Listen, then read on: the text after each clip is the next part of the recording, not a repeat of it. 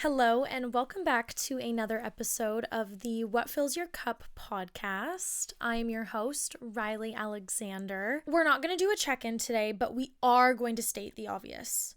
And that obvious is the fact that I am completely not on my posting schedule.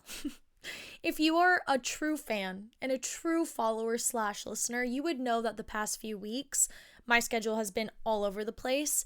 And if I'm being honest, I'm just in my reconnection era. I have met up with so many friends the past few weeks, ones that I haven't seen for years, ones that I met a while ago and just reconnected with.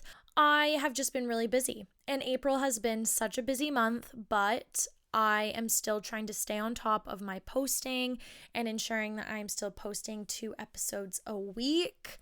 I was thinking, because I'm going away for a few weeks in May, I might vlog. Would you guys want that? Let me know, and I will be sure to either do it or not do it. I think vlog episodes would be really fun, and then you can see a little bit more behind the scenes of what goes on in the life of Rye. Okay. If you know about the solo episodes, then you would know that the solo episodes foreshadow for my guest episode on Sunday. And my Sunday guest is someone that is so near and dear to my heart, such a good friend of mine, and we had an amazing conversation. And a big part of that conversation was talking about his healing journey. And so I wanted to share a little bit about my healing journey. So today's episode is going to be all about self-healing, and it's also going to shine light on some of the tools that I've used and when I recognized that I needed to go on a bit of a self-healing journey, and also how I ensure that I'm taking proper care of myself and always trying to put my best foot forward. Now, the journey of self-healing can be a range of different things. It can be physical, emotional, spiritual, mental. Those are the 4 that really stick out to me when I think of self-healing. And a self-healing journey is very personal, yet also very empowering. I remember when I realized I needed to go on a friggin' self-healing journey. And we're going to share a little bit of that story because, hello, I love a good story time, okay? But before I talk about that story or stories, I want to say that a self-healing journey can usually come from a catalyst moment. What typically sparks the journey for most people is something to do with maybe trauma. It can be burnout, it could be a breakup, or it could be loss and grief. And those are all different ways that one can maybe recognize after a very big life-changing event occurs in one's life that they need to go on a self-healing journey, or they need time for themselves to learn about themselves and how to properly and healthily, if that's a word, I think it's a word, healthily, I think that's a word, move forward with their lives. This is where the story time comes in. My catalyst moment was definitely one of my many breakups. I dated someone for a few years on and off, and it was not a healthy relationship. And after that relationship, I did not go on a self-healing journey. I went on a bender. I was out every weekend. I was the definition of how can I distract myself as much as I possibly can to avoid feeling my emotions and doing the work and putting the time in to recover from this emotionally awful relationship I was once in. I want to say maybe 1.5 years, 2 years after that relationship, I had gotten in another relationship that was equally as not fabulous, not good, not great. And after that relationship, I realized, okay, I'm sensing a pattern, or I'm seeing a pattern within myself, and we got to do some changing. And it was maybe the traumas and triggers from my first heartbreak that then led into my second heartbreak that I realized, okay, why am I attracting the same person? I don't actually like any of these people. No offense. You definitely know who you are. And I need to learn how to be the best version of myself so that I can attract other individuals that are the best version of themselves. And maybe our energies will better match, because right now the energy I'm attracting is not energy I want in my life. So what did I do? you might ask? I left the country. Talk about avoidant. Hey, I am pretty avoidant, but I left the country. It was what I needed to do at that time, and I don't regret it for a second. When I left the country, I really went in on my self-healing journey. And honestly, for the year after that relationship that ended, I was in and out of Canada. I was traveling as much as I could. I went to Europe. I traveled to Italy, France, and Greece. I went to the States. I started in Costa Rica. Like, I was traveling. I don't regret any of it. But then the year after was when I really put in the actual work, emotional work, I would say. I started going to therapy. I did a lot of journaling. I read a lot of books. But I will say I had that catalyst moment that I needed to realize, okay, I don't want to go down the same path that I went to in my first relationship or heartbreak. And I am not going to do the same thing where I go on a bender for a year essentially and avoid everything. Instead, I'm just going to avoid the person and leave the country. And honestly, I don't regret it for a second. I had so much fun. I made some amazing memories. But that was my personal catalyst moment that then had me realizing, wow, I should actually put in the work and go on a self-healing journey. I will say there's phases of this journey. I think it's awareness. I think it is acceptance. I think there's action that you put then towards that journey. I also think that there can be setbacks in your healing journey. And I also think there is integration. All of those are topics that I want to talk about today. And for me, and talking about my personal experience, I was aware that I didn't want to go down the same path that I had gone in before. And then I accepted that I needed to get the help and put in the proper work, what that looked like for me. I had to let go of the shame I felt in those relationships. I had to let go of the guilt I felt in those relationships of feeling as though I didn't do enough. I also had to get rid of denial of that I was the problem, because if I'm being honest, of course I was part of the problem. And through the awareness and the acceptance, I had to make changes to my environment. I had to start surrounding myself with individuals that didn't drain my energy. I had to recognize which individuals and people in my life drained my energy. I also had to switch up my routine because my routine wasn't working. As we know, I went on a bender. We didn't do that. But I also had to set really strong boundaries for myself in who I allowed to come into my life and what role they played in my life. Were they a romantic partner? Were they a friendship? Were they a coworker? Were they just a random person I saw on the street that I had a great conversation with?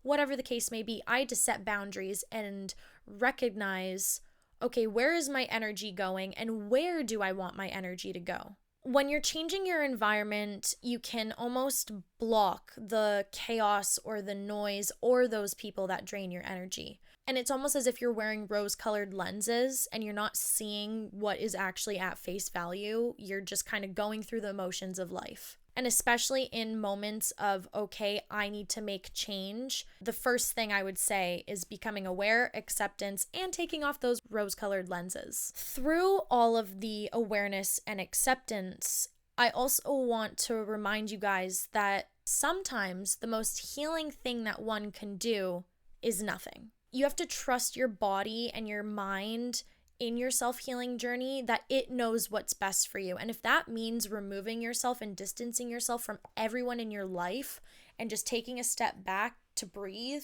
and catch up with yourself and recognize, okay, what am I feeling right now? Where are my emotions at? What do I need to work on? What do I need to take time away from to work on myself? There's nothing wrong with doing that. A self-healing journey isn't a quick fix. And it's also not immediate. You don't have to fix anything immediately. You can take that time to be in that nothing and sit in that, I'm just need a break right now, and feel what that feels like. And sometimes that can be healing itself. My big self-healing moment was when I went to Bali. And I know people are like, oh my God, you went to Bali and went on a self-healing journey. Yeah, I did actually. And it was freaking amazing. I was alone for so much of that trip. I was there for a month and a half. And that was where I really learned to do the work. I did a lot of breath work when I was over there, obviously a lot of journaling. I met people, which was amazing, but I also was alone and just in my own presence. Figured out what I like, figured out what I don't like. And that was really therapeutic. And that is something that worked for me. And I think that trip is where the integration part of self-healing journey came into play in my life. On a day-to-day, it can look like daily rituals, it can look like balance, and it can also be finding inner peace. And that's exactly what I did, and the work I had to put in when I was away to then come home and be back in my environment and realize, okay, I need to keep practicing these to make sure that I'm putting my best foot forward every day and showing up to my friends, my family, my partner at the best I possibly can every single day. When you're in your self-healing journey, you also need to be very gentle with yourself. You don't want to use words that are talking down, like, why am I stuck? Why am I feeling this way? Why can't I just fix myself? Instead, try to shift those words to, how can I care better for myself today? Take it day by day. Again, do not rush it. It's not immediate. And taking that time to just sit back and ask yourself those questions, whether it be in the morning or whether it be at night. What is something that I did great today? What is something that I could work on today? Questions like that, just to check in with yourself. That's all part of the self-healing, of reconnection to the self and finding that inner peace and protecting you and who you are as an individual. And to also remind yourself that you're not broken or there's nothing wrong with you. You're just in a moment of, okay, I'm overwhelmed. There's a lot going on. I need to take a break from whatever the case may be. I need to take a pause, a moment of pause. And within that pause, I have to remind myself that there's room to breathe, there's room to reflect, and there's room to begin again. At the end of the day, it's all about experimenting with what resonates with you and what works for you as an individual. Now, through all of the phases, awareness, acceptance, action, and integration, there can always be setbacks because growth is not linear. I always say that. I always preach that too. Growth is not constantly up, up, up. It is like up, down, down, up a little, down, up. You know, sorry, I'm not making a joke about it, but it is not always going to be sunshine, rainbows, lollipops. It's going to be sunshine, rainbow, tornado, lollipop, you know? That's not maybe the best analogy, but it's what works for me because I love sunshine, rainbows, and lollipops. Don't like tornadoes or hurricanes. They actually kind of scare me, if I'm being honest. That's not the point. But when you are in that mindset of setbacks, I always say revisit your why. Why are you putting in this work? Why did you feel the need to go on this self-healing journey? Why did you pick up that 5th self-help book at Indigo Books? Actually, funny story. I went through a breakup and in like 4 days, I read 5 self-help books and I felt great by the end of the week, let me tell you. I was walking around feeling so smart. I'm like, nobody can break my stride right now. But that's not the point. Revisit your why. Circling back. You want to ask yourself the questions of what version of yourself are you working towards? And reconnecting with your purpose can bring you direction and sense of accomplishment, as well as, okay, right, this is why I'm here right now. And this is why I'm doing these things, because of the catalyst moment. I don't want to go down and spiral. I want to rise up and above that catalyst moment and remind myself I'm a badass and I deserve better and I deserve better for myself.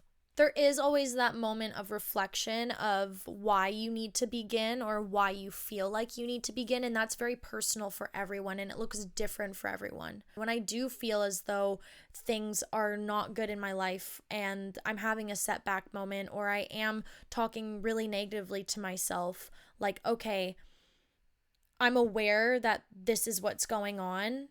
I need to put action to fix the situation at hand. It's not going to be immediate, but I can start somewhere. And starting somewhere can look also different for anyone. It can be therapy, it can be journaling, it can be breath work. For me personally, therapy and journaling really, really help me. And I love writing, and communication, talking to someone is also a way that I find really helps me keep me on track and feeling open and honest and connecting to myself and realizing, okay, this is how I feel today. Okay, I didn't know that maybe that's where that stemmed from. So now I'm going to go back and uncover that and rebuild that and find that inner peace that I need to fix, because clearly I need to fix something. During all of this, you do need to be kind to yourself. And something that really works for me is treating myself the way I would treat a friend that is hurting. If I'm seeing one of my friends is hurting, I'm not going to belittle them or knock them even further down than they're already. I'm going to give them words of affirmation. I'm going to treat them with care. I'm going to be kind and gentle and respectful. And you deserve that same peace and words for yourself to yourself. I know self-healing looks different for everyone, and what might work for me might not work for you, but I hope this resonates with at least one of you. And I hope that maybe if you're thinking of a self-healing journey, maybe stay in the country, don't fly out like I did, or do. I'm not going to stop you. I will say, honestly, I don't regret that decision at all. I had a really great time, but it wasn't until I came home and took a few years to really work on myself and grow as an individual and recognize the patterns that I needed to break, that I have now felt like the healthiest and best version of myself. And I'm not saying I'm perfect. I still have lots of work to do. And I think working on yourself and self-healing and self-growth is a constant thing that we all work on our whole lives. Nobody's perfect. As a wise woman once said, nobody's perfect. Thank you, Hannah Montana. Sorry. I'm laughing during a serious conversation, and I'm sorry about it, but I cope with humor, okay? I wanted to sign this episode off with a question for you. And I like signing my episodes off with a question because I think it gives a bit of a self-reflection period for my viewer, listener, audience. And that question today is, what does healing look like for you today? You can write that as a journal prompt. You can ask that on your way to work or on your way home from work. You could ask your partner that question. It is just giving space of recognizing, what does healing mean to me? And what does that look like for me? Because I'm sure at some point in your life, you're going to need to confront that question and answer it. And I'm not saying you need to do that right this second, but what I am saying is it is a question that we might all face at some point in our lives.